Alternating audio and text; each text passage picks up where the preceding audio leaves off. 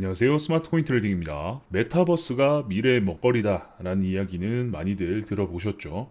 그런데 지금 시점에서 이 메타버스와 관련된 프로젝트들이 어떤 상황에 처해 있고 하루 접속자가 38명이다 라는 이야기가 있는데 왜 이런 이야기가 나왔고 실제 상황은 어떤 상황인지 한번 말씀드려 보겠습니다. 메타버스에서는 외롭습니다.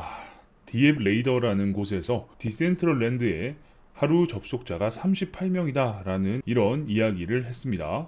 정말 망한 사기 신도시도 이거보단 사람이 많을 것 같아요. 그죠?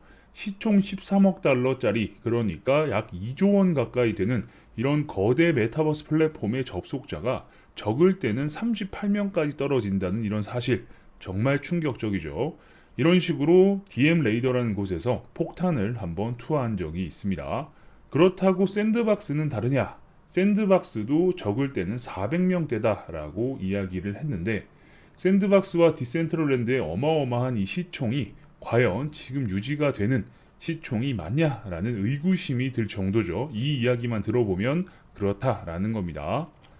참고로 이 내용은 에이다의 찰스 호스킨슨이 다시 한번 이야기를 하면서 화제가 됐어요. 코인데스크가 이런 식으로 기사를 띄웁니다. DM 레이더라는 곳에서 이렇다더라 라고 하면서 뉴스 기사를 띄웠는데 그걸 리트윗하면서 야, 코인데스크가 설마 뻥을 치겠어? 이건 사실이야 라고 이야기를 했어요. 사실 코인데스크도 뻥을 친 적이 있죠.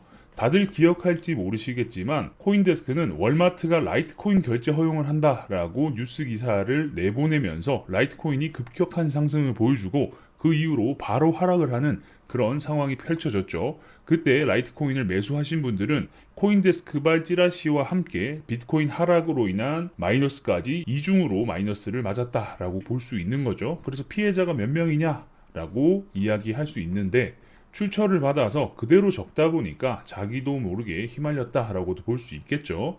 이번에도 코인데스크가 자체적으로 분석한 내용이 아니죠. DM 레이더라는 곳에서 데이터를 받아서 쓴 것이기 때문에 틀릴 수 있습니다. 그런데 코인데스크는 그냥 프레스죠. 그러니까 미디어이기 때문에 분석 기관이 아니라서 아님 말고 라고 해도 사실 할 말은 없습니다.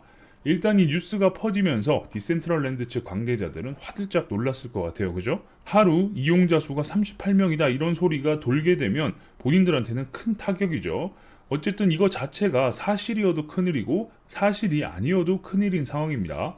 그런데 다행히 사실이 아닐 가능성을 확인할 수 있는 대시보드 사이트가 있어요. 팩트 체크가 가능했다라는 거죠. IP 구분을 했을 때 일주일 동안 그래도 최소 6,000명 이상의 접속자가 있으며 한 달 동안 체크를 해봐도 최소 5,000명 정도가 미니멈이었습니다. 이 정도의 유저는 있다라는 거죠. 그런데 디센트럴랜드에 접속해 보신 분이 계신지 모르겠지만 사실 그 안에서 얼마나 할 게 있는가라는 생각이 들 겁니다. 그래서 여러분들께 정확하게 알려드리기 위해서 제일 접속자가 많은 곳을 한번 찾아가 봤어요. 그러니까 맵이 나눠져 있는데 가장 사람들이 많이 사용하는 맵을 한번 본 거죠. 그 이름은 아이스 포커라는 맵인데 포커를 이런 식으로 칠 수 있습니다. 사실 뭔가 좀 아마추어틱하긴 하지만 VR 포커랑도 비슷한 느낌이 들긴 하죠. 실제로 본격적인 VR 게임은 또 기구도 필요하고 조금 더 현실적인 느낌이 나긴 합니다. 예를 들면 이렇게요. 어쨌든 VR보다 현실감이나 매력은 떨어질 수 있지만 어쨌든 이렇게 오는 사람들이 제법 있구나 싶어서 다행이다 싶네요. 그죠? 일단 망한 게 아니라서 다행인 거죠.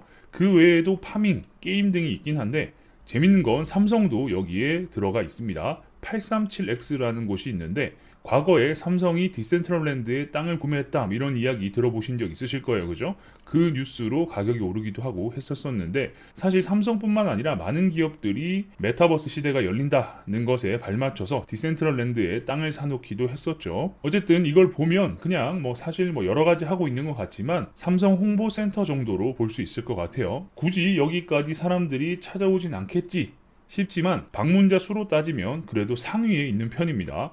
자, 그렇다면 방문자 수로만 보면 이렇지만 실제 사람들이 여기에 접속해서 얼마나 이 맵에 머물렀는가 방문 시간의 총합을 보면 더 정확하게 알 수 있겠죠. 여기서 재밌는 게 소비 시간을 보면 민낯이 드러나기 시작합니다. 아까 말씀드린 이 아이스포커라는 곳이 가장 많은 사람들이 방문하는 맵이다라고 말씀을 드렸었죠. 한 달 동안 방문자들이 사용한 시간의 총 합이 121시간이에요. 사실 단순하게 생각해도 정말 어이없는 시간이죠. 왜냐? 한 사람이 어떤 게임에 집중해서 하루에 8시간만 하더라도 20일이면 훌쩍 넘어가는 시간인데, 그죠? 그런데 유저들이 가장 많이 접속한다라고 했죠. 30일 동안 방문자가 7만 6천여 명 정도 됩니다. 7만 5,952라고 카운트가 되어 있는데, 거의 대부분 그냥 흥미 위주로 이 뭐지 싶어서 잠깐 왔다가 나가버렸다라고 볼 수 있는 거죠. 게임을 하기 위해서 한 명당 10분에서 30분 정도를 머물고 있다라고 쳐도 실제로 게임을 한 사람은 200에서 한 500명 정도로 봐야 되지 않을까 싶어요. 실유저 500명이라 그것도 한 달 동안. 그렇게 되면 우리의 기대치보다 굉장히 낮죠. 정말 많이 낮은 겁니다. 디센트럴랜드 담당자가 말한 방문자 수가 사실 틀린 건 아니지만 실제 게임 유저 수를 생각해보면 또 그렇게 발끈할 부분은 아닌 것 같아요. 그죠? 이걸 다 까버리면 결국 디센트럴랜드가 손해를 본다라고 정리가 됩니다. 그죠? 아무리 사람들이 많이 접속을 했다 또는 하루에 접속한 유저가 많다라고 하더라도 그 안에서 콘텐츠를 소모하는 시간과 실질적인 사람은 적다라고 말할 수 있는 거니까요. 샌드박스 같은 경우는 디센트럴랜드보다는 상황이 훨씬 낫습니다. 왜냐? 샌드박스는 디센트럴랜드보다 컨텐츠에 좀 더 고민을 많이 한 흔적들이 보이기 때문이에요. 다양한 IP나 유명한 사람들, 게임 메이커 등을 긁어와서 컨텐츠를 지속적으로 만들어내려고 흉내를 내고 있기 때문이다 라고 말씀드릴 수 있을 것 같은데, 예를 들면 뭐 수백억, 수천억씩 들어가는 에버랜드 놀이기구를 싹 다 갈아엎고 새 기구로 교체하는 일이 아주 드물죠. 몇 년에 한 번 기구 하나 바뀌는 뭐 그런 수준인데, 그러다 보니까 에버랜드도 고민을 많이 하죠. 어떤 컨텐츠, 어떤 테마로 사람들이 다시 에버랜드를 방문하게 할까, 이런 고민을 한다라는 거죠. 그러다 보니까 이런 소울리스자와 함께하는 장미 축제를 한 달 동안 진행한다, 뭐 이런 컨텐츠를 계속해서 만들어낸다라는 거예요. 이런 컨텐츠 고민에 샌드박스는 초점을 맞췄다라는 점에서 그나마 다른 프로젝트들보다는 낫다라는 평가를 할 수 있을 것 같습니다. 높은 점수를 줄 수 있다라는 거죠.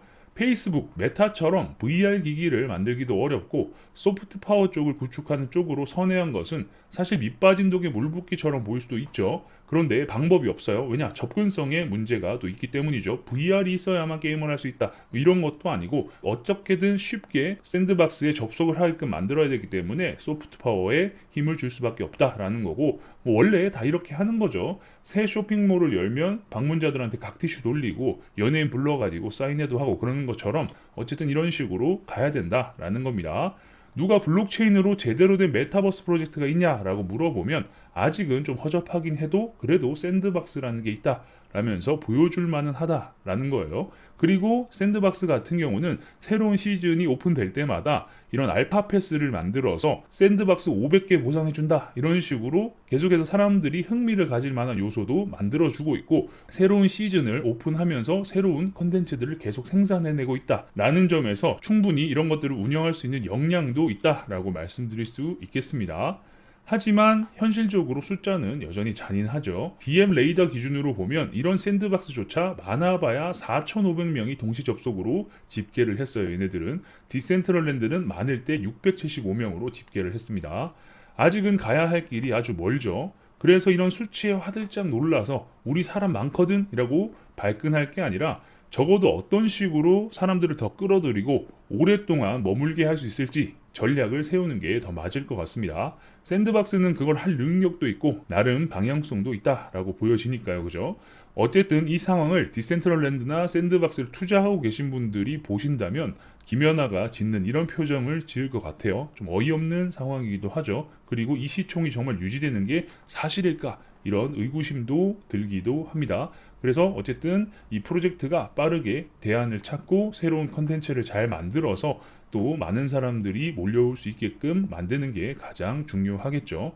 그리고 영상 마무리하기 전에 좀 재밌는 점을 말씀드리면 코인데스크, 얘네들 그레이스케일이 가지고 있는 회사 중에 하나죠. 그런데 그레이스케일에서 디센트럴랜드를 굉장히 많이 밀어주고 있어요. 예전부터 밀어줬고 베리 실버트가 만화, 디센트럴랜드를 막 직접 언급하면서 계속해서 띄워줬던 걸 기억하시는 분들이 계실 겁니다. 그럼에도 불구하고 코인데스크에서 이런 기사를 올렸다는 점도 참 재밌는 점인 것 같습니다.